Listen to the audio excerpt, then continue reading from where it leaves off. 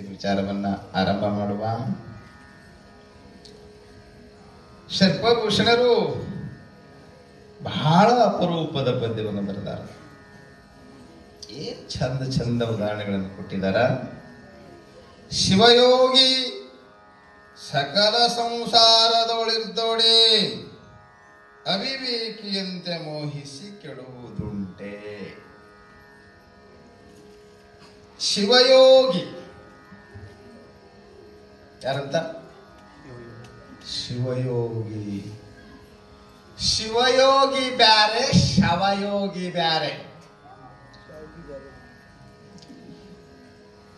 ಇಬ್ರು. ಅರೇ ಒಬ್ಬವ ಶಿವಯೋಗಿ, ಇನ್ನೊಬ್ಬವ ಶವಯೋಗಿ. ಶಿವಚಿಂತನೆಯಲ್ಲಿ ಮುಳುಗಿದವ ಶಿವಯೋಗಿ, ಶವದಂತ ಸಂಸಾರದಲ್ಲಿ ಮುಳುಗಿದವ ಶವಯೋಗಿ. ವ್ಯತ್ಯಾಸ ಗೊತ್ತಾಗುತ್ತೆ ನಿಮಗೆ? ಸಂಸಾರ ಏನೈತ್ರಿ?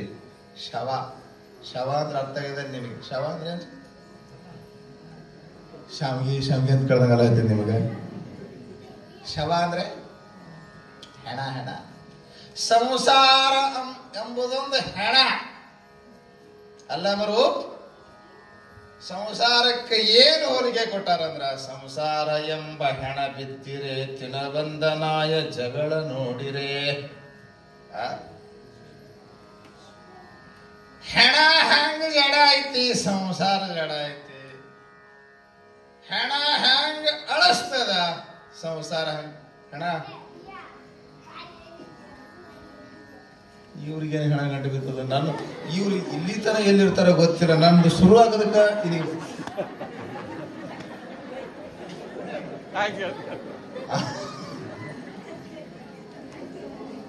ಸ್ವಲ್ಪ ಜಾಗ ಖಾಲಿ ಮಾಡಿಸ್ರಿ ಅವ್ರನ್ನ. ಏನೋ ಕುತಂತ್ರ ನಡೆದ ಒಳಗಿಂದ ಒಳಗ ಹಂಗ ಕುಡಿದು ಕಳಿಸ್ಬಿಡ್ತಿರ್ತಾರಂತಾರ.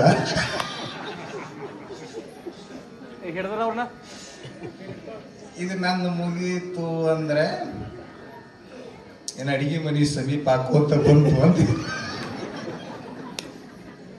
ಯಾಕೆ ಬರ್ತಾರ ಅದು? ಇನ್ನೂ ಒಂದ್ ತಾಸು ತಮ್ಮ.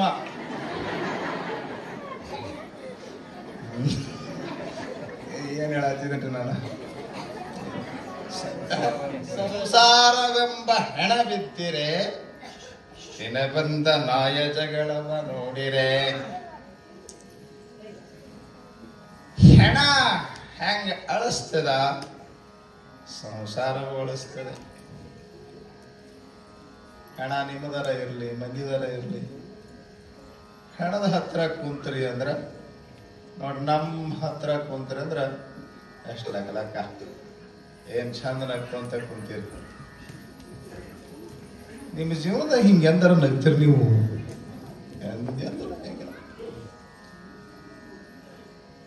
ಇಷ್ಟು ಚಂದ ನಿಮ್ಮ ಮನಸ್ಸು, ಅಷ್ಟು ನಿರ್ಲಿಪ್ತ, ಎಷ್ಟು ನಕ್ಕೋಂತ ಕುಂತೀರ. ಎಲ್ಲಾ ಮರೆತು ಬಿಟ್ಟಿರಿ. ಸತ್ಸಂಗ ಅಂದ್ರೆ ಸಂಸಾರದ ಬಾಧೆ ಎಲ್ಲವನ್ನು ಮರೆಸಿ ಶಾಶ್ವತ ಸುಖ ಕೊಡುವುದಕ್ಕನ ಸತ್ಸಂಗ ಅಂತಾರೆ. ಹೆಣದ ಮುಂದೆ ಕುಂತ್ರ ಅಳತ್ತೀರಿ, ಅಳಿಸ್ತದ. ಹಾಗೆ ಸಂಸಾರಕ್ಕೆ ನಾವು ಯಾಕೆ ಶವ ಅಂತೀವಿ? ಅಲ್ಲಮ್ಮ, ಶವ ಅಂದ, ಹೆಣ ಅಂದ. ಸಂಸಾರವೆಂಬ ಹೆಣ ಬಿತ್ತಿರೆ ತಿನ ಬಂದ ನಾಯ ಜಗಳವ ನೋಡಿರೆ. ಅಲ್ಲೊಂದು ಎಮ್ಮಿ ಸತ್ತದ ಅಂದ್ರ, ಎಮ್ಮಿ ಹೆಣ ಆಗುತ್ತದಂದ್ರ ತಿಲ್ಲಾಕ ಬಂದಂತಾನ ಈಗ ನಾನು ಹೆಣ, ನಾನು ಹೆಣ ಜಗಳತ್ತವೆ. ಹಂಗಿಲ್ಲಿನು ಇಲ್ಲಿ ಅಧಿಕಾರಕ್ಕಾಗಿ, ಸಂಪತ್ತಿಗಾಗಿ ಏನ್ ಕಡ್ದಾಡಕತ್ತಾರ. ಜೀವನ ತುಂಬಾ ಕಡ್ದಾಡ್ಕೊಂತಾನ ಅದಾರ. ಇದಕ್ಕಾಗಿ ಸಂಸಾರದ ಹೆಣಕ್ಕಾಗಿ. ಸಂಸಾರದಲ್ಲಿ ಮುಳುಗಿದವನಿಗೆ ನಾವು ಶವಯೋಗಿ. ಇದು ಶಿವಯೋಗಿ ಕಥೆ ಹೇಳ್ತಾರ. ಶಿವಯೋಗಿ ಸಕಲ ಸಂಸಾರದೊಳಗಿರ್ತೋಡೆ. ಪ್ರಶ್ನೆ ಮಾಡಿದ್ರು, ಸಕಲ ಸಂಸಾರ ಸಂಸಾರ ಏಸದವ್ರಿ ಸಕಲ ಸಂಸಾರ ಶಬ್ದ ಬಳಸ್ಯಾರ. ಹ ಅನಂತ ನಮನಿ ಸಂಸಾರ ಐತಿ. ಎಲ್ಲ ವಿಧದ ಸಂಸಾರದಲ್ಲಿ ಸಂಸಾರದಾಗ ಎಲ್ಲ ಮಾಡ್ಕೊಂತ ಇರಲಿ. ಸಂಸಾರದ ಸಕಲ ವ್ಯವಹಾರದಲ್ಲಿ ಅವನು ತೊಡಗಿರ್ಲಿ. ಅಜ್ಞಾನಿಯಂತೆ ಅವನು ಬದ್ಧನಲ್ಲ. ಎಲ್ಲ ಮಾಡ್ತಾನ.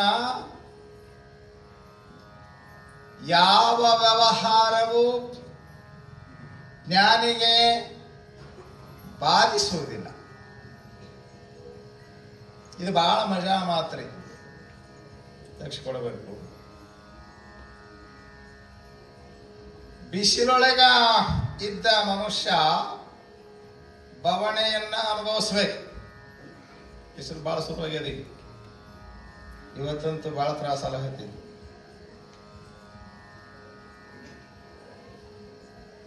ತಂಪಿನೊಳಗಿದ್ದ ಮನುಷ್ಯ ಆನಂದವಾಗಿ ಇರ್ತಾನೆ. ಬಿಸಿಲಾಗಿದ್ದ ಮನುಷ್ಯ, ಬಿಸಿಲೊಳಗಿದ್ದ ಮನುಷ್ಯ ತಾಪವನ್ನ ಅನುಭವಿಸಬೇಕಾಗುತ್ತದೆ. ಸಂಸಾರ ಎಂಬುದು ಉರಿ ಬಿಸಿಲ.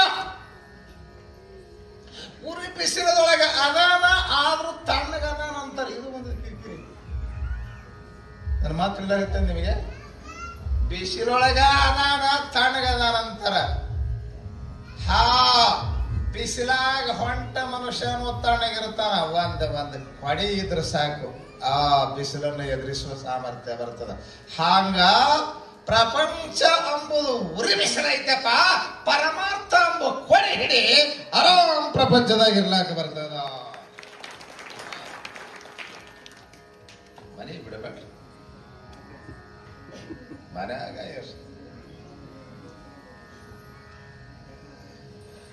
ಮನ್ಯಾಗ ಹ್ಯಾಂಗಿರ್ಬೇಕು ಹೇಳಕ್ ಊಟ ಮಾಡೋದು. ಮನ್ಯಾಗ ಹ್ಯಾಂಗಿರಬೇಕು, ಚಂದ ಇರಬೇಕು, ಜಗಾಡ್ಕೊಂತ ಇರಬಾರ್ದು. ನಿಮ್ ಮನೆಗೆ ಬಂದ್ರ ಮಂದಿರಕ್ಕೆ ಬಂದಂಗ ಅನಿಸ್ಬೇಕು. ಹೆಂಗ ನಮ್ಮ ಮಠಕ್ಕೆ ಬಂದ್ರ ನಿಮಗೆ ಹೆಂಗ ಗೌರವ ಭಾವನೆ ಬರ್ತದ ನೋಡ್ರಿ, ಹಾಗೆ ನಿಮ್ಮ ಮನೆಗೆ ಬಂದ್ರೆ ಮಂದಿರಕ್ಕೆ ಬಂದಂಗ ಅನಿಸ್ಬೇಕು. ಮನಿ ಮಂದಿರ ಆಗಬೇಕು, ನರಕ ಆಗಬಾರದು. ನಮ್ಮ ಮಾತು ತಿಳಿತದ ನಿಮಗ? ಮನಿ ಮಂದಿರ ಆಗಿಲ್ಲ, ಮನಿ ನರಕ ಆಗ್ಯಾವ. ಯಾಕಂದ್ರ ಮನ್ಯಾಗಿದ್ದವರು ಮಂದಿರ ಅಂತ ಅದಕ್ಕಂತೀರಿ. ಮಂದಿರದೊಳಗೆ ದೇವ್ರಿದ್ರ ಮಂದಿರ, ಗಾಡಿ ಕಟ್ಟಡಕ್ಕೆ ಮಂದಿರ ಅಂತಾರೆ. ಹಾಗೆ ನೀವು ಮನ್ಯಾಗಿದ್ದವರು ದೇವರಾಗಬೇಕು. ಯಾರು ದೇವ್ರಂತ ಮನುಷ್ಯರಿ ಅಂತಿರಲ್ಲ, ದೇವರಾಗಬಾರ್ದು, ದೇವರಂತ ಮನುಷ್ಯರಾಗ್ರಿ. ಅವಾಗ ನಿಮ್ಮ ಮನೆ ಮಂದಿರ ಆಗುತ್ತದೆ, ನಿಮ್ಮ ಮನೆ ಅಂಗಳನೇ ಕೈಲಾಸ ಆಗುತ್ತದೆ. ಅದು ನಮ್ಮ ಮನೆ ನರಕಾಗವ.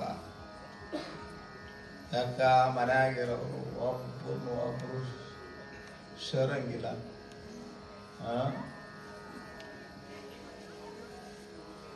ಚಿಕ್ಕವರಿದ್ದಾಗ ಎಷ್ಟು ಚಂದ ಇರ್ತಾವ ಅಣ್ತಂಬರ್. ದೊಡ್ಡವಾದ ಕೂಡ ಏನಾಗ್ತದೆ ರೀ, ಎಷ್ಟು ಬಾಂಧವ್ಯ ಎಷ್ಟು ಬಿಗಿಯಾಗಿರ್ತದೆ. ಸಹೋದರರ ಪ್ರೀತಿ ಎಷ್ಟು ಚಂದ ಇರ್ತದ. ದೊಡ್ಡವರಾದ್ರೆ ಒಬ್ಬರು ಮಾರಿ ಒಬ್ಬರು ನೋಡಕ. ನಿಮ್ ಕಡೆ ಹಂಗ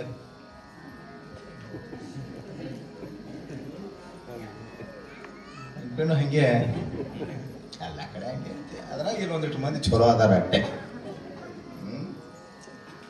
ಒಬ್ಬರು ಮಾರಿ ಒಬ್ಬರು ನೋಡಂಗಿಲ್ಲ. ಏನು ಸಡವ. ನಾವೊಂದು ಊರಿಗೆ ಹೋಗ್ತಿದ್ದೆ, ಯಾವ ಊರು ಅಂತ ಹೇಳಂಗಿಲ್ಲ ನಾನು. ಈಗ ಎಲ್ಲಾ ಕಡೆ ಸಂಪರ್ಕ ದೌಡ್ ಆಗ್ತದ. ನೀವು ಏನಾರ ಇಲ್ಲಿ ಹೇಳಿದ್ದೆಲ್ಲ ಸುದ್ದಿ ಹೇಳಿದ್ರಿ ಅಂದ್ರ ಆ ಊರಿಗೆ ಹೋಗುದ್ ಬಿಡ್ಬೇಕಾಗ್ತದ. ನಾ ಬಾಳ ಚಂದ ಇದ್ರು, 4 ಮಂದಿ ಅಣ್ಣ ತಮ್ಮದರು. ಬ್ಯಾರೆ ಆದ್ರು. ಬ್ಯಾರೆ ಆದ್ಮೇಲೆ ಒಬ್ಬವ ನನ್ ಕರ್ಕೊಂಡು ಹೋಗಿದ್ದ. ನಾವು ಬಂದೀವಂದ್ರೆ ಎಲ್ಲರ ಕೈ ಮುಕ್ಕೊಂಡು ಸ್ವಾಗತ ಮಾಡಕ್ ನಿಂದಿರ್ತಿದ್ರು. ಅವನ ಮನೆಗೆ ಹೋಗಿನಿ, ಒಬ್ರು ಬರೋರು ಹಿಂಗೆ ನೋಡ್ಕೊಂತ ಹಂಗೆ ಹೋಗುತ್ತಾರ. ಏನ್ ಬ್ಯಾನಿ ಬಂತೀವ್ರಿಗೆ ಹಿಂಗ್ಯಾಕ್ ಮಾಡಾಕತ್ತಾರ? ನನಗೆ ತ್ರಾಸ ಆಯ್ತು. ಯಾಕಂದ್ರೆ ಯಾವತ್ತು ಬಂದಾಗ ಒಮ್ಮೆ ಓಡೋಡಿ ಬಂದು ಸ್ವಾಗತ ಮಾಡೋರು ಹಿಂಗ್ಯಾಕ್ ಮಾಡಾಕತ್ತಾರ? ನಿಮಗೆ ಆಶ್ಚರ್ಯದ ಮಾತು ಹೇಳ್ತೀನಿ. ಆ ಮನೆ ಇಬ್ಬರ ಹಂಚಿಕೊಂಡಿದ್ರು. ಸತ್ಯ ಘಟನೆ, ಇವತ್ತು ಕಣ್ಣಿಗೆ ಕಟ್ಟದಂಗಿದೆ ನನಗೆ. ಇಬ್ಬರ ಹಂಚಿಕೊಂಡಾರ. ಇಬ್ಬರಿಗೆ ಮನೆ ಬರಲಿಲ್ಲ, ದಾರೆ ಕಡಿಸ್ಕೊಂಡ್ರು. ಆ ಮನೆ ತಲಬಾಗಲದಾಗ ಗೋಡಿ ಕಟ್ಟಾರ. ಯಾಕಂದ್ರೆ ಅರ್ಧ ತಲಬಾಗಲ ಅವನ ಪಾಲಿಗೆ ಬಂದದ, ಅರ್ಧ ತಲಬಾಗಲ ಇವನ ಪಾಲಿಗೆ ಬಂದದ. ತಲಬಾಗಲದಾಗ ಗೋಡಿ ಕಟ್ಟಾರ. ನನಗೆ ಹೋಗ್ಲಿಕ್ಕೆ ಬರೋದು ಹಿಂಗೆ ಆಟ ಹಿಂಗೆ ಅದು ಭಾರಿ ದೊಡ್ಡ ತಲಬಾಗಲ. ಅದು ಕೆಡಲಾಕ ಬರ್ತೇನೆ. ಇವ್ರು ಇದ್ದವ್ರೆ ನೋಡಿ, ಎಲ್ಲಿ ಹೋದ್ರೆ ಇವ್ರು ಇಲ್ಲ ಸಾಕ್ಷಿ. ಇಬ್ರು ಕೂಡ ಇದ್ದೇವ್. ಇವ್ರು ತೆಳ್ಳಗದಾರ್ರಿ, ಕಡಕಾದ್ರಿ. ಹಿಂಗ ಗುದ್ದಾಡಿ ಒಳಗೆ ಹೋಗ್ಬೇಕೈತ. ಅದು ನೋಡಿ ಇಂತ ಆಶ್ಚರ್ಯ ಅನಿಸ್ತು. ಯಾಕೆ ಹೀಗೆ ಮನುಷ್ಯ ಹೀಗಂದ್ರೆ ಬದುಕಲಿಕ್ಕೆ ಬರ್ತಾ ಇಲ್ಲ. ಮನ ಹೆಂಗ್ ಬದುಕಬೇಕನ್ನೋದಕ್ಕೆ ಕಲಿಯಲಿಲ್ಲ. ಒಬ್ಬರಿಗೊಬ್ರು ಶೇರಂಗಿಲ್ಲ. ಅತ್ತಿಗೆ ಸೊಸಿ ಸೇರಂಗಿಲ್ಲ, ಸೊಸಿಗೆ ಅತ್ತಿ ಸೇರಂಗಿಲ್ಲ. ಮಗಳ ಮ್ಯಾಗ ಎಷ್ಟು ಪ್ರೀತಿ ಇರ್ತೀರಿ, ಸೊಸಿ ಮ್ಯಾಲ ಹಂಗ್ಯಾಕ? ನಿಮ್ಮ ಅವನ ಮ್ಯಾಗ ಎಷ್ಟು ಪ್ರೀತಿ ಇರ್ತಿ, ಅತ್ತಿ ಅಂದ್ರೆ ಹಿಂಗ್ಯಾಕ ದುರ್ಗವಾಗತಿ? ಯಾಕೆ ಅನ್ನೋದಕ್ಕ ಪ್ರಶ್ನೆಗೆ ಉತ್ತರನೇ ಇಲ್ಲ ನೋಡ್ರಿ. ಒಬ್ಬರು ಸೇರಂಗಿಲ್ಲ.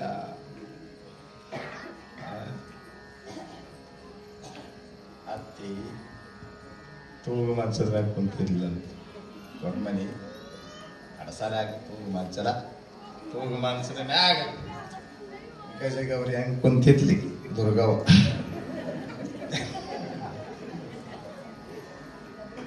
ಸೊಸಿ ಸಂಭಾವಿತ ಇತ್ತ. ಒಂದೊಂದ್ ಮನ್ಯಾಗ ಅಕ್ಕಿ ಬೆರಕಿರ್ತಾಳ, ಒಂದೊಂದ್ ಮನ್ಯಾಗ ಇಕ್ಕಿ ಬೆರಕಿರ್ತಾಳ. ಇಬ್ರದ್ದು ಹೇಳ್ತೇನೆ, ಒಬ್ರದ್ದು ಹೇಳಂಗಿಲ್ಲ. ಇಬ್ರು ಬಂದಿರಿ ಮತ್ತೆ, ಹಿಂಗಾಗಿ ಒಬ್ರದ ಹೇಳಿದ್ರೆ ಮತ್ತೆ ಒಬ್ರು ಶಟ್ಕೊಂತೀರಿ. ಇಬ್ರದ್ದು ಹೇಳ್ತೀನಿ. ಸಂಭಾವಿತ ಸೊಸಿ ಚಾ ತಗೊಂಡು ಬಂದು ಮುಂಜಾನೆ ಅತ್ತಿ ಕೊಡ್ಲಾಕ. ಬಿಟ್ಟು ಸ್ವಲ್ಪ ಅತ್ತಿಗೆ ಸಿಟಿಗೆ ಇರ್ಬೇಡ್ರಿ ಅತ್ತಿಗಳು, ನೀವಂತವ್ರಲ್ಲ. ಅಲ್ಲ ನೀವು ಚಲೋ ಅದಿರಿ, ನಿಮ್ಗೆ ಒಡವಿಗೆ ಬರಂಗಿರಿ ಇನ್ನ 3 ದಿನ.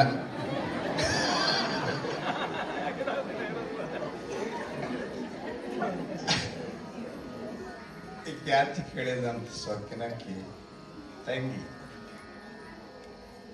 ನಾ ಈಗ ತೂಗು ಮಂಚದ ಮ್ಯಾಗ ಕುಂತೇನೆ, ನೀ ಎಲ್ಲಿ ಕುಂದಿರ್ತಿ? ನೀವು ದೊಡ್ಡವರು, ನೀವು ತೂಗು ಮಂಚದ ಮ್ಯಾಗ ಕುಂದರ್ರಿ, ನಿಮ್ಮ ಮುಂದೆ ಒಂದು ಕುರ್ಚಿ ಹಾಕೊಂಡು ಕುಂದಿರ್ತೀರಿ. ಮಾತು ಬರಬರ ಐತಲ್ಲ. ಅತ್ತಿ ಗೌರವ ಕೊಟ್ಲಿ, ನಿನ್ನ ತಪ್ಪಿ ನಾ ಕುಂದಿರ್ತೀನಿ ಅಂದ್ರ ಇಲ್ಲ.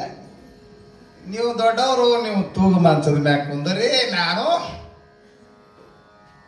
ಕುರ್ಚಿ ಹಾಕೊಂಡು ನಿಮ್ ಕೆಳಗೆ ಕುಂದಿರ್ತೀನಿ. ಅಟಕ್ ಬಿಡ್ಬೇಕಿಲ್ಲ. ಮಾತು ಕೇಳಿಲ್ಲ ಅಂತ ನಾನೇ ಕುರ್ಚಿ ಮೇಲೆ ಕುಂತಿದ್ಯಾ ಅಂದ್ರ ನೀ ಎಲ್ಲಿ ಕುಂದ್ರಕ್ಕಿ? ನೀವು ದೊಡ್ಡವರು, ನೀವು ಕುರ್ಚಿ ಮೇಲೆ ಕುಂತಿದ್ರಿ ಅಂತ ತಿಳ್ಕೊಳ್ರಿ. ನಮ್ಮ ಮನ್ಯಾಗ ಬಂದಾಗ ಕುರ್ಚಿ ಐತಿ ಅಂತ ತಿಳ್ಕೊಳ್ರಿ. ನಾ ಏನ್ ನಿಮ್ಮನ್ನ ದಬ್ಬಿ ಕುರ್ಚಿ ಮೇಲೆ ಕುಂದ್ರಂಗಿಲ್ರಿ. ನೀವು ಕುರ್ಚಿ ಮೇಲೆ ಕುಂದರಿ ದೊಡ್ಡವರು, ನಾವೊಂದು ಜಮಖಾನೆ ಹಾಸಿ ನೆಲ ಕುಂದಿರ್ತೇನ್ರಿ. ಅಲ್ಲಿಗೂ ಬಿಡ್ಲಿಲ್ಲ ಇದು ಪೀಡ. ನಾನೇ ಜಮಖಾನೆ ನೆಲ ಕುಂತಿದ್ಯಾ ಅಂದ್ರ ಅಂದತ್ ನಾನು ನೆಲದ ಮೇಲೆ ಕುಂದಿರ್ತೀನಿ. ಅಲ್ಲಿಗಾರ ಬಿಡ್ಬೇಕಿಲ್ಲ ಇದು ಪೀಡ. ಮಾತು ಕೇಳಿಲ್ಲ ಅಂತ ನಾನೇ ನೆಲದ ಮ್ಯಾಗ ಕುಂತಿದ್ರ ಅಂದಂತ. ನೀವು ನೆಲದ ಮ್ಯಾಗ ಕುಂತ್ರ ನಾನು ನಿಮ್ಕಿನ ಕೆಳಗೆ ಕುಂದ್ರಬೇಕಲ್ಲ. ನೀವು ದೊಡ್ಡವರು, ನಾವು ಸಣ್ಣವರು. ನಾವೊಂದು 5 ಫೂಟ್ ತೆಗೆದು ತೆಗಿನಾಗ ಕುಂದಿರ್ತೀನಿ ಅಂದಂತ ಅಲ್ಲಿಗರ ಸುಮ್ಮಾಗಬೇಕಿಲ್ಲ ದುರ್ಗವ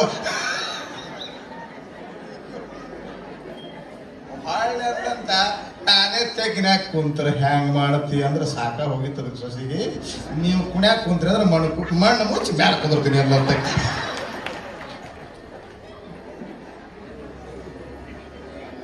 ಮನ್ಯಾಗ ಹಿಂಗದಿರಿ ನೀವು ಮಂದಿರ ಆಗ್ತದ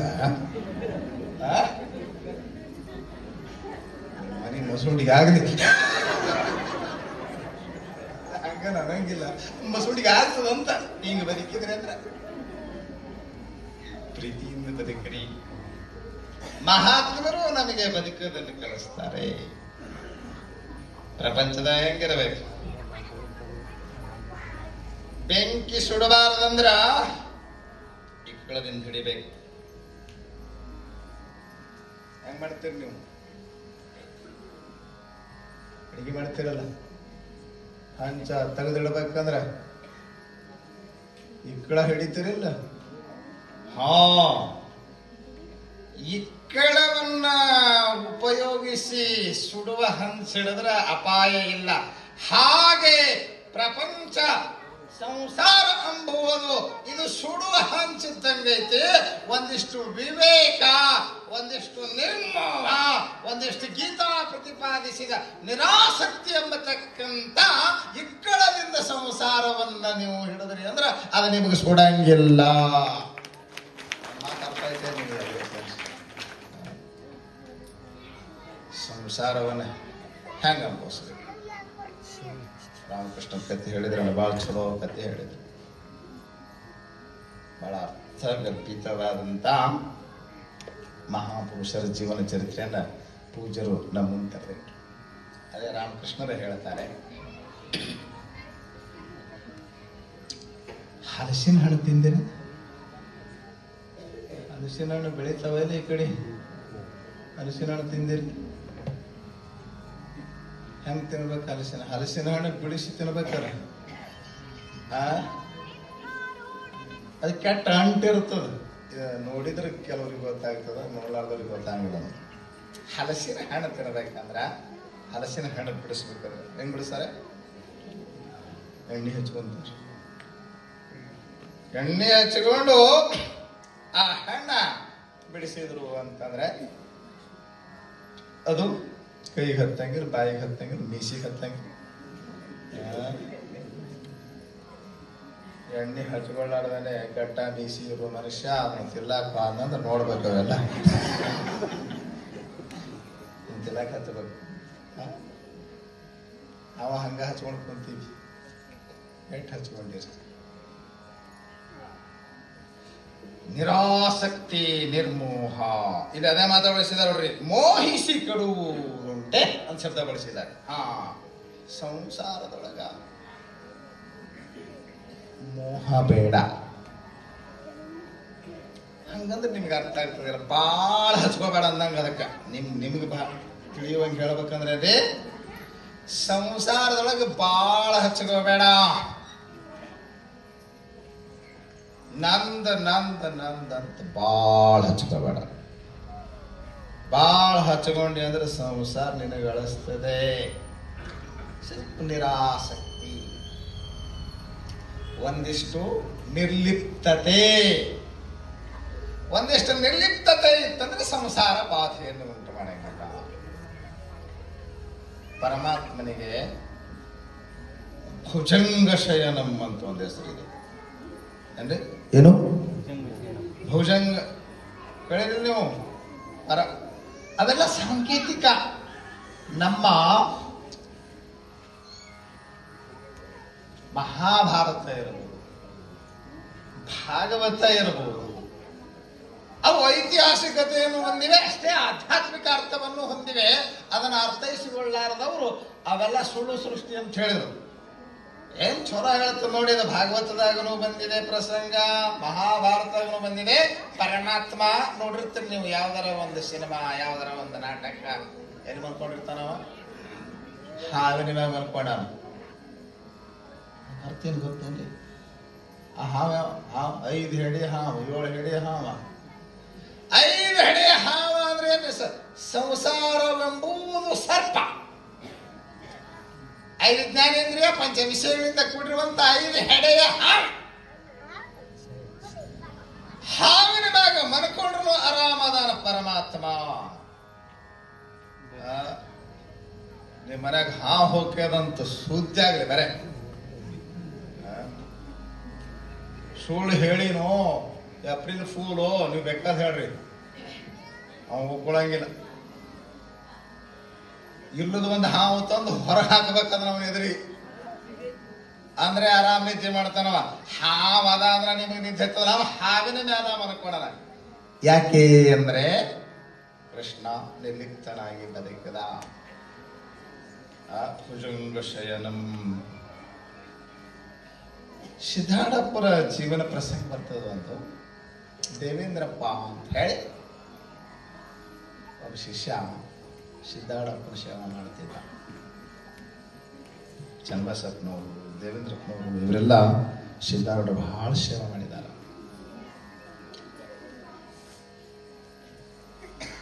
ಸಿದ್ಧಾರೂಢಪ್ಪನವ್ರಿಗೆ ಬಳಸುವಂತ ಗಾದಿ ಏನಿತ್ತದ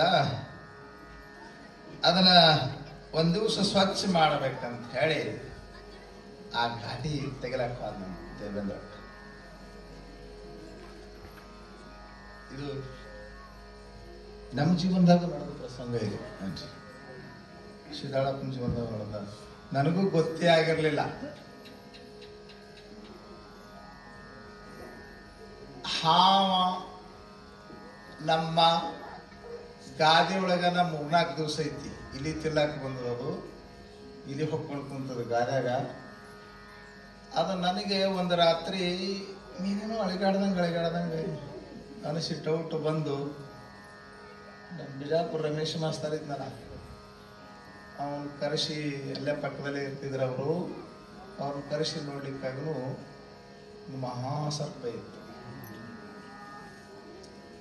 ಹಾಗೆ ಸಿದ್ಧಾರೂಢಪ್ಪನವರು ಮನ್ಕೊಳ್ಳುವಂತ ಗಾದೆ ಒಳಗ ಒಂದು ಮಹಾಸರ್ಪ ಇತ್ತು. ಖರೀ ನಾಗರ ಹಾವ 2 ಮಾರುದ್ದ ಹಾವಿತ್ತು. ದೇವೇಂದ್ರಪ್ಪ ಅದನ್ನ ನೋಡಿ ಆ ಹಾವ ಗಾದ್ಯಾಗ ಹೊಕ್ಕೊಂಡ ಹಾವ ಹೊರಗೆ ಹಾಕಿ ಹಾವನ್ನ ಕೊಂದು ಹಾಕದ. ತೆಲಿಗೆ ಹೊಡೆದಿದ್ದ ವಿಲ ಒದ್ದಾಡ್ತಿತ್ತು. ಹಾವು ಒದ್ದಾಡ್ತಿತ್ತು. ಸಿದ್ಧಾರೂಢಪ್ಪನವ್ರು ಬಂದ್ರಂತ. ದೇವು ಇದೇನು ಮಾಡಿದ್ರಿ? ಯಪ್ಪ, ಕ್ರೂರ ಪ್ರಾಣಿ, ವಿಷಪ್ರಾಣಿ, ಇದು ಗಾದ್ಯಾಗ ಸೇರ್ಕೊಂಡಿತ್ತಪ್ಪ. ಯಾವಾಗ ಅಪಾಯ ಇತ್ತು ಗೊತ್ತಿಲ್ಲ, ಇದಕ್ಕೆ ಹೊಡೆದ ಹಾಕದೆ. ಸಿದ್ಧಾರೂಢಪ್ಪನವ್ರಂತ 6 ತಿಂಗಳಾಯ್ತು, ಅದು ನಾವು ಕುಡೆ ಮರ್ಕೊಂತೀವಿ ಅಂದ್ರಂತ ಸಿದ್ಧಾರೂಢರು.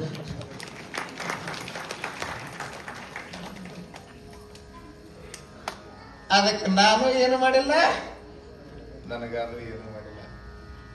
ಸುಮ್ಮನೆ ಅದನ್ನ ಕೊಂದು ಹಾಕದೆಲ್ಲೋ ಅನ್ನ. ಹಾವಿನೊಡನೆ ಇದ್ರು ಅವರು ಹಾವಿನ ಬಾಧೆಯನ್ನ ಹೊಂದಿಲ್ಲ. ಸಂಸಾರ ಅನ್ನೋದು ಹಾವೈತಿ. ಸಂಸಾರ ಅನ್ನೋದು ಏನೈತಿ? ಬಹಳ ಕಡೆ ನೋಡಿ, ಸಂಸಾರಕ್ರೆ ಹಾವಂದ, ದೆವ್ವ ಅಂದ, ವೃಕ್ಷ ಅಂದಾರ, ಹೆಣ ಅಂದರ, ರಾವು, ಸಂಸಾರವೆಂಬ ರಾವು ಸರ್ವಗ್ರಾಸಿಯಾಗಿ ನುಂಗಿತ್ತಯ್ಯ. ಹುಲಿ ಅಂದಾರ, ಹುಲಿ ಅಂದಾರ. ಅಷ್ಟೆಲ್ಲ ಬೇಡ, ಟೈಮ್ ಮುಗಿಲಕ್ ಬಂತು, ನಿಮ್ದು ಪೇಷನ್ಸ್ ಮುಗಿಲಕ್ ಬಂತು. ನಾ ಬಿಡಂಗಿಲ್ಲ, ಸ್ವಲ್ಪ ಮುಗಿಸ್ತೀನಿ. ಇದು ಯಾಕೆ ಉದಾಹರಣೆ? ನಿಮ್ಗೆ ಸ್ವಲ್ಪ ಮಹಾತ್ಮರ ಜೀವನ ಪ್ರಸಂಗಗಳು ಹೆಚ್ಚು ಪರಿಣಾಮಕಾರಿ ಅಂತ ಬೇರೆ ಬೇರೆ ಏನೋ ಕತೆ ಹೇಳೋದಕ್ಕಿಂತಲೂ ಸಿದ್ಧಾರೂಢಪ್ಪ ಈ ನಾವು ಬದುಕಿರುವ ಪರ್ಯಂತರ ಸಂಸಾರ ಇರುವುದೇ. ಎಲ್ಲಿ ಸಂಸಾರ ಬಿಟ್ಟಿರ್ತೀರಿ? ಮಠದಾಗ ಒಂದ್ ನಮ್ನಿ ಸಂಸಾರ, ಮನ್ಯಾಗ ಒಂದ್ ನಮ್ನಿ ಸಂಸಾರ, ಎಲ್ಲ ಕಡೆ ಸಂಸಾರ ಇದ್ದ. ವ್ಯವಹಾರ ನಮ್ಮ ಮನಸ್ಸು ಹೊರಗೆ ಬಂತಂದ್ರೆ, ವ್ಯವಹಾರ ಶುರುವಾಯ್ತಂದ್ರೆ ಅದು ಸಂಸಾರ. ಅಂದ್ರೆ ಈ ಪ್ರಪಂಚದಲ್ಲಿ ಇದ್ರೂ ಹಾಗೆ ನಿರ್ಲಿಪ್ತವಾಗಿ ಅದರ ಬಾಧೆ, ಬಾಧೆ ಏನುಂಟು ಮಾಡಲಹುದು ಅಖಿಳ ಭೋಗಾವಲಂಬನದೊಳಿರೆ ಶಿವಯೋಗಿ. ನಿಜಗೊಂಡ್ರು ರಾಜ್ಯದಿದ್ರೆ ಹೇಳ್ತಾರಂತ. ಅವರು ಸಂಸಾರದೊಳಗೆ ಇದ್ರೂ ಸಂಸಾರದ ಬಾಧೆಯನ್ನ ಅನುಭವಿಸದಂತೆ ನಿರ್ಲಿಪ್ತವಾಗಿರುತ್ತಾರೆ. ಆ ಪದ್ಯದ ಉದಾಹರಣೆಗಳನ್ನೆಲ್ಲ ಹೇಳಿದ್ದಾರೆ, ಮತ್ತೆ ರಿಪಿಟೇಷನ್ ಮಾಡಬೇಡ. ಅಂಥ ಜ್ಞಾನಿಯ ನಿರ್ಲಿಪ್ತ ಸ್ಥಿತಿಯನ್ನ ವರ್ಣಿಸ್ತಕ್ಕಂಥ ಅದೇ ತರದ ಉದಾಹರಣೆಗಳನ್ನ ಹೊಂದಿದಂತ ಬಸವಲಿಂಗ ಶರಣರು ಕೂಡಲೂರೇಶ ಅಂತ ಅವರ ಅಂಕಿತ ನಾಮ. ಅದರೊಳಗ ಬಹಳ ಚಲೋ ಚಲೋ ಹೆಪ್ಪು ಹಾಲಿಗೆ ಕೊಡಲು,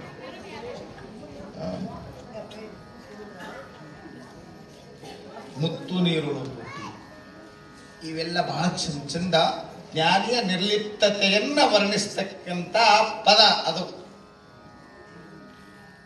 ಅದನ್ನ ಜರ ಹಾಡಿ ಹೇಳೇನೋ ಅಂತ ಅನ್ಸ್ಲಾಗ್ತದೆ. ಹಾಡ್ಲಿ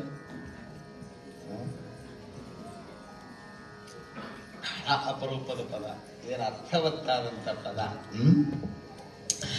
ಗುರುವೇ ನಿಮ್ಮಾಜ್ಞೆಯನು ಮೀರನೆ ನಡೆದವನು, ನರನು ಎನ್ನಲಿ ಬೇಡ ಪರಮಾತ್ಮನವನು, ನರನು ಎನ್ನಲಿ ಬೇಡ ಪರಮಾತ್ಮನವನು.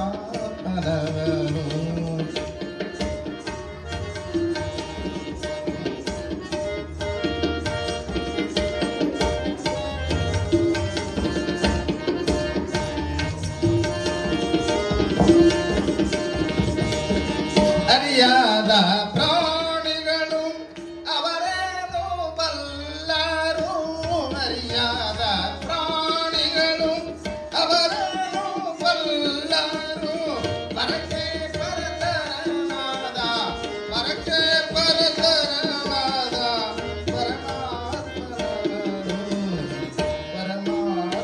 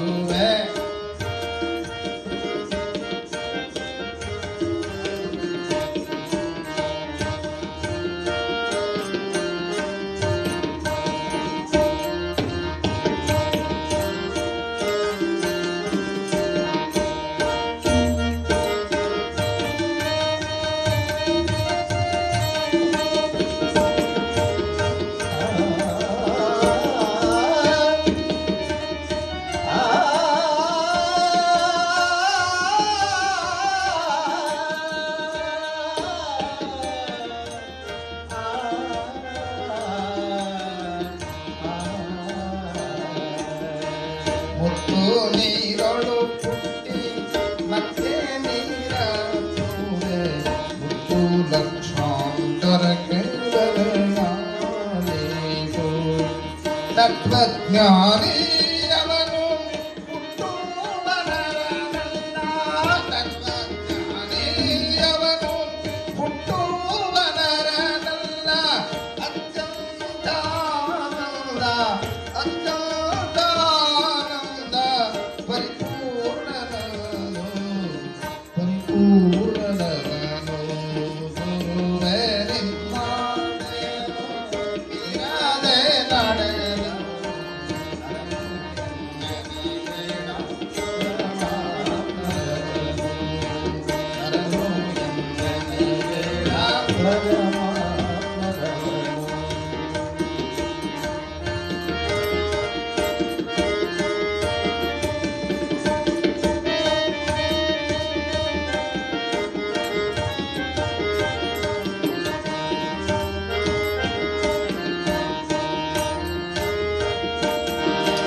ಗುಣದ ಮಂತ್ರವ ಕೈತಿರುವಾತನೆ ಮೃಗ ಕಚ್ಚಿದರೆ ವಿಷಯನುವರೇನು ಪರಿಪಾರಿ ಸಂಸಾರ ಪರಿಪರಿ ವಿಷಯದ ಹುಡುಗಾಡುವಾತನೆ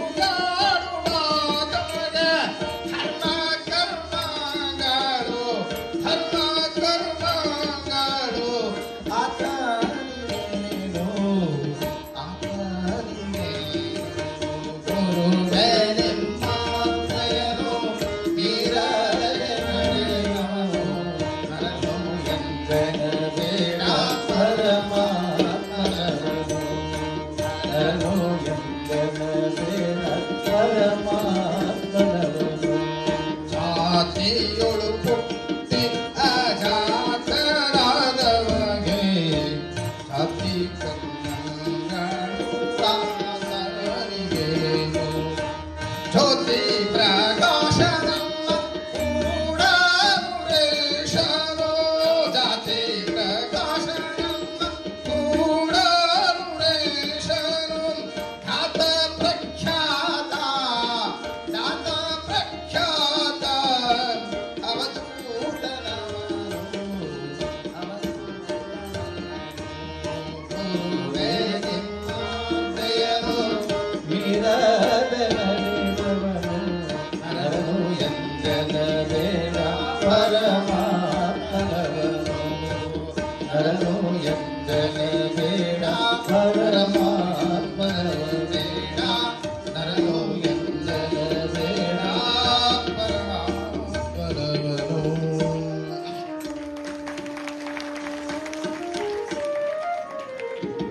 ಜ್ಞಾನಿ ಗುರುವಿನ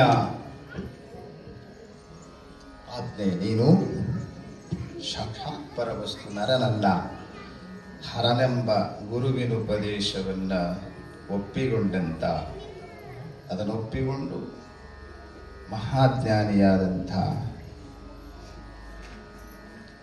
ಆ ಮಹಾತ್ಮನಿಗೆ ನರನು ಎನ್ನಲಿ ಬೇಡ ಪರಮಾತ್ಮನವನು ಸಾಕ್ಷಾತ್ ಪರಮಾತ್ಮನ ಸ್ವರೂಪನೇ ಅವನಾಗಿರ್ತಾನೆ. ಚಂದ ಚಂದ ಉದಾಹರಣೆ ಕೊಟ್ಟಿದ್ದಾಳ್ರ. ಆ ಉದಾಹರಣೆಗಳು ಬಹಳ ನನಗೆ ಆಪ್ಯಾಯಮಾನ. ಇವತ್ತಿನ ವಿಚಾರದಲ್ಲಿ ಬಹಳ ಅದ್ಭುತವಾದಂಥ ಉಪಮೆಗಳನ್ನು ಕೊಟ್ಟಿದ್ದಾರೆ. ಮೊದಲನೇದೇನು ಹೇಳಿದ್ರು? ಹೆಪ್ಪು ಹಾಲಿಗೆ ಕೊಡಲು ತುಪ್ಪ ಅದರೊಳಗಾಗಿ ತುಪ್ಪ ಕೂಡುವುದೇ ಹಾಲಿನೋಡು. ನಿಮ್ಗೆ ಎಷ್ಟು ಅರ್ಥ ಆಯ್ತು ಇದು? ಹಾಲ ತುಪ್ಪ ಅಂದ್ರೆ ಎಷ್ಟು ಗೊತ್ತಾಗ್ತದೆ ನಿಮ್ಗೆ? ತುಪ್ಪ ಅಂದ್ರೆ ಗೊತ್ತಿಲ್ಲ. ತುಪ್ಪ ಉಣ್ತೀರಿ? ತುಪ್ಪ ಎದರೊಳಗಿಂದ ಹೊರಗೆ ಬಂದದ ಅಂದ್ರೆ ತುಪ್ಪ ಎದರಿಂದ ಆಗ್ಯದ? ತುಪ್ಪ ಹುಟ್ಟುವುದು ಎಲ್ಲಿಂದ್ರಿ? ನಾವು ಒಂದ ತುಪ್ಪದ ಮುತ್ಯ ಯಾರು? ತುಪ್ಪದ ಅಪ್ಪ ಅವರಪ್ಪ ಅವ್ರ ಇವ್ರು ಹೇಳ್ತಾರೆ, ಇವ್ರು ನನಗಿನ ಮುಂದೆ ಓಡ್ತಿರ್ತಾರೆ ಇವರು ಒಂದಿಷ್ಟು. ತುಪ್ಪದ ಅಪ್ಪ ಬೆಣ್ಣೆಪ್ಪ ಅಂತ, ಎಣ್ಣೆಪ್ಪನ ಹಬ್ಬ ಮಜ್ಜಿಗೆಪ್ಪ. ನಮ್ಮ ಬಿದಳ್ಳಿಟ್ಟದಪ್ಪ ಮಜ್ಜಿಗೆಪ್ಪ ಅಂತ ಅಡ್ರೆಸ್ ಐತಿ. ಅವ್ರು ನಾಗಪುರಪ್ಪ ಅವ್ರು ಶಿಸ್ತಾರೆ, ನಮ್ಮ ರೇವಣ ಕಂಡ್ರೆ ಅವರ ಬೀಗರು.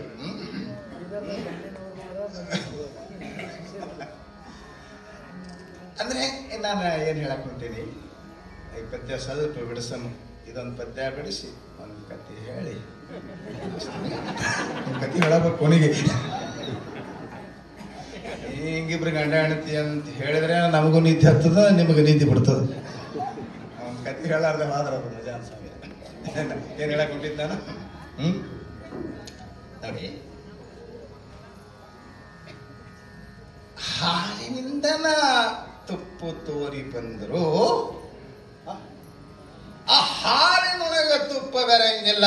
ಜ್ಞಾನಿ ಎಲ್ಲ ಆಕಾಶದಿಂದ ಕೈಲಾಸದಿಂದ ಎಳೆದ ಬರಲಿಲ್ಲ, ಸಂಸಾರದಿಂದ ಹೊರಗೆ ಬಂದ, ಸಂಸಾರದಿಂದ ಹೊರಗೆ ಬಂದ ಸಂತನಾಗಿದ್ದಾನೆ. ಆದ್ರೆ ಮತ್ತೆ ಆ ಸಂಸಾರದೊಳಗೆ ಅವ ಕೂಡಂಗಿಲ್ಲ. ಎಷ್ಟು ಸಲ ಉದಾಹರಣೆ ಇಲ್ಲಿ ನೀವು ಉಂಡಿರ್ತೀರಿ, ಹೋಳಿಗೆ ಮಾಡ್ಕೊಂಡಿರಿಲ್ಲ, ಮಟೀರಿಯಲ್ ಹೋಳಿಗೆ ಮಾಡಿ ನೀವೇ ಉಂಡ್ರಿ, ನಮ್ಗೇನು ಕೊಡಬೇಡ್ರಿ, ಕೊಡ್ತೀರಿ, ಭಾಳ ಚಲೋ ಅದೇರಿ. ಹೋಳಿಗೆ ಮಾಡಿದ್ರಲ್ಲ ಮೊನ್ನೆ, ಯಾವಾಗ ಹೋಳಿಗೆ ಕುಣಿವೆ ಮಾಡಿದ್ರಲ್ಲ ಹೋಳಿಗೆ, ಅವತ್ತ ಹೋಳಿಗೆಯಾಗ ಹಾಲು ಹಿಡ್ಕೊಂಡ್ರಿ, ಹಾಲಿನ ಮ್ಯಾಲ ಮೊನ್ನೆ ಹಿಡಿದ್ರು ನಮ್ಗೆ, ಅದಕ್ಕೆ ಹೇಳ್ತೀನಿ. ಅದು ಹಾಲಿನ ಮ್ಯಾಲ ಮೇಲೆ ಇತ್ತು ತುಪ್ಪ. ನನಗೂ ಅವತ್ತ ತಲೆಯಾಗ ಹಿಂಗೆ ಬಂತು, ಈ ಹಾಲ ತುಪ್ಪ ಎರಡು ಕೂಡಿಸುಮಂತೇಳಿ ರಗಡ್ ಗುದ್ದಾಡ್ದೆ ನಾನು. ಏಟಾಳಿಗೆ ಆಡಿಸಿದ್ರಿ, ಏನ್ ಮಾಡಿದ್ರು? ನಮ್ಮಣ್ಣ ಭಾಳ ಶಾಣೆ ಅದ ನೋಡೋದು, ಕೂಡಿಸ್ಲಕ್ಕ ಹಚ್ಚು ಸಾಧ್ಯ ಐತ್ರಿ. ಏನು ಮಾಡಿದ್ರು? ಹಾಲಿನೊಳಗೆ ಹಾಲಿನಿಂದರ ಹೊರಗೆ ಬಂದ್ರು ಅದು ಹೆಂಗ ತುಪ್ಪ ಹಾರೊಳಗೆ ಬೆರಂಗಿಲ್ಲ ನೋಡ್ರಿ. ಹಾಗೆ ಸಂತ ಈ ಸಂಸಾರದಿಂದ ಹೊರಗೆ ಬಂದಾನ, ಸಂಸಾರದೊಳಗನ ಹುಟ್ಟಿ ಬೆಳೆದಾನ. ಆದ್ರೆ ಇವ ತುಪ್ಪ ಆಗ್ಯಾನ. ಲಕ್ಷ ಕೊಡ್ರಿ, ತುಪ್ಪ ಕೆಡಂಗಿಲ್ಲ, ಹಾಲದೊಳಗೆ ಕೆಡ್ತದೆ. ತುಪ್ಪದ ಕಿಮ್ಮತ್ತ ಬೇರೆ, ಹಾಲಿನ ಕಿಮ್ಮತ್ತ ಬೇರೆ. ಎರಡು ಒಂದೇ ಅದಾವು. ನಮ್ಗೆ ಯಾವುದು ಗೊತ್ತಿರಂಗಿಲ್ಲ, ಎಲ್ಲ ಪುಕ್ಷಟೆ ತಿನ್ನೋ ಬಂದಿ ನಾವು.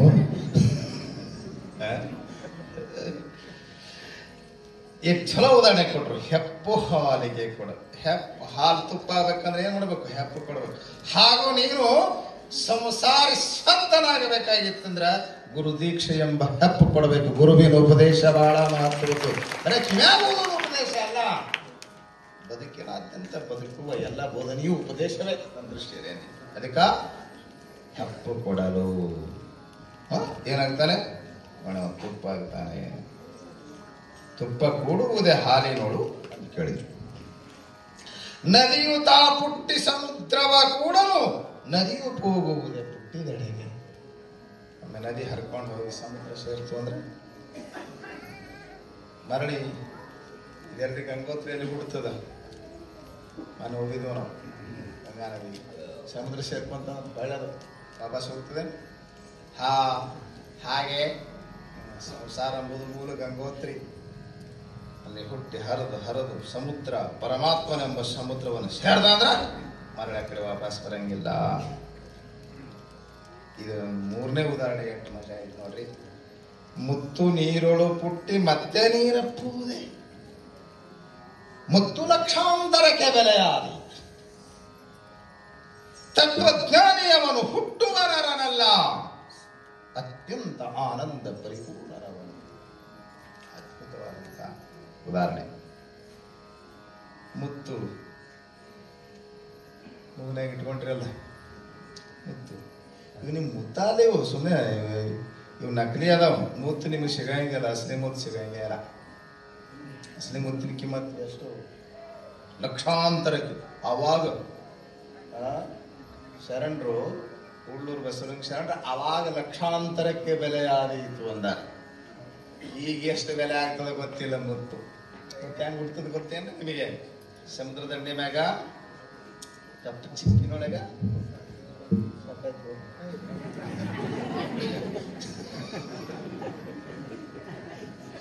ಹೊಟ್ಟೆ ಹಸ್ತದ ಅವ್ರದ್ದು, ನಿಮಗೂ ಹೊಟ್ಟೆ ಹಸ್ತದ. ಅದು ನೋಡ್ರಿ, ಕಪ್ಪು ಚಿಪ್ಪಿನೊಳಗ ಸ್ವಾತಿ ಹನಿ ಬಿತ್ತು ಅಂದ್ರೆ ಅದು ಬಾಯಿ ಮುಚ್ಕೊಂತದಂತ. ಒಳಗೆ ಏನು ರಾಸಾಯನಿಕ ಕ್ರಿಯೆ ನಡೀತದ ಗೊತ್ತಿಲ್ಲ. ಆ ಕಪ್ಪು ಚಿಪ್ಪಿನಿಂದ ಮುತ್ತು ಹುಟ್ಟಿ ಬರ್ತದೆ. ಅದರೊಳಗ ಏನು ಹೊಕ್ಕೊಂಡು ಮುತ್ತಾಗ್ಯದ? ನೀರ ಅದರೊಳಗೆ ಹೊಕ್ಕೊಂಡು ಮುತ್ತಾಯ್ತು ಅಂದ್ರೆ ನೀರಿದ್ದಾಗ ಅದ್ರ ಕಿಮ್ಮತ್ತ ಕಡಿ. ನೀರಿನ ಬಿಂದು ಇದ್ರ ಮ್ಯಾಗ ನಿಂತಿರ್ತಾವಲ್ರಿ, ಎದ್ರ ಮ್ಯಾಲ ಎದೆ ಮ್ಯಾಲ ಏನಂತಿರೋದಕ್ಕ ಇಬ್ಬನಿ. ಇಬ್ಬನಿ ಕರಗಿತ್ತು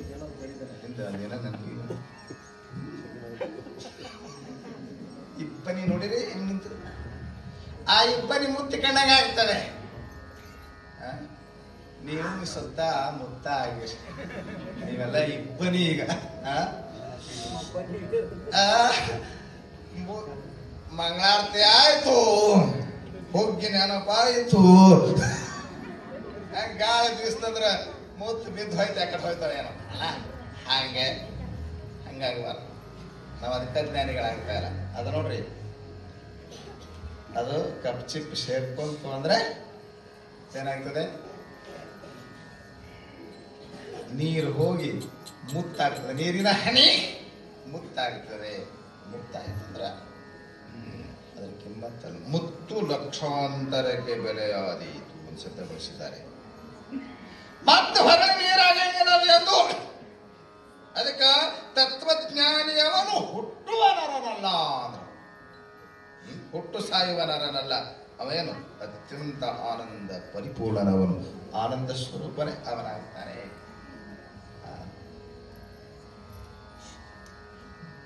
ಗರುಡನ ಮಂತ್ರವ ಕಲಿತಿರುವಾತಗೆ ಉರಗ ಕಚ್ಚಿದರ ವಿಷಯ ಇರುವುದೇ.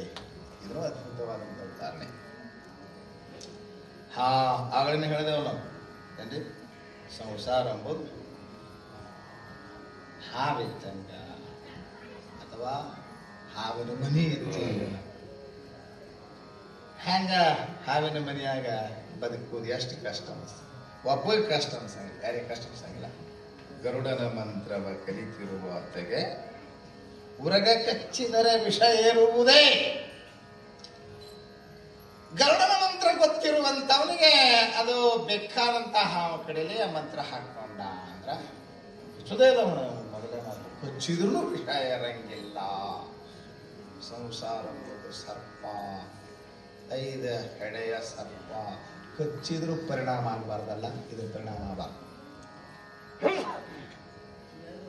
ನಮ್ಮ ರಾಮಚಂದ್ರ ಕೇಶವರವರೇ ಮಹಾರಾಜರು ಭಾಳ ಚಲೋ ಉದಾಹರಣೆ ಕೊಡ್ತಾರೆ, ಅದ್ಭುತವಾದಂಥ ಉದಾಹರಣೆ. ಈ ಸಮಯ ಭಾಳ ಆಗಿಬಿಡುತ್ತಲ್ಲ, ಹೇಳಿ ಮುಗಿಸ್ಬಿಡ್ತೀನಿ. ಹಾವ ಮುಂಗ್ಲಿ 2 ಬದ್ಧ ವೈರಿ ಪ್ರಾಣಿಗಳು. ಅವು ಜಗಾಡ್ತಾವ, ಕಚ್ಚಾಡ್ತಾವ. ಹಾವಿಗೆ ಮುಂಗ್ಲಿ ಕಸ್ತದೆ, ಮುಂಗ್ಲಿಗೆ ಹಾವು ಕಸ್ತದೆ. ಅಂಥ ದೊಡ್ಡ ಹಾವನ್ನ ಕೊಂದು ಹಾಕ್ತದ. ಯಾವ್ದ್ರಿ? ಮುಂಗ್ಲಿ ನೋಡಿರಲ್ಲ?